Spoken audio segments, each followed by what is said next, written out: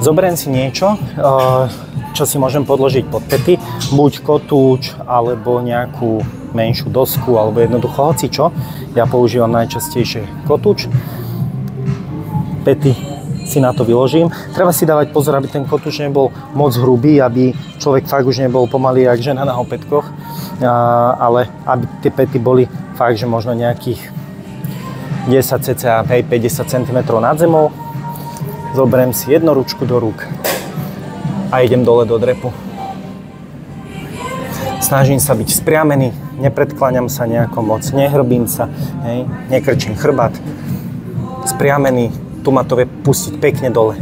Takže kľudne tak nízko, ako to človeka pustí. 90 stupňov je nutnosť, ale pri vyvýšených petách to zvykne človeka pustiť ešte nižšie.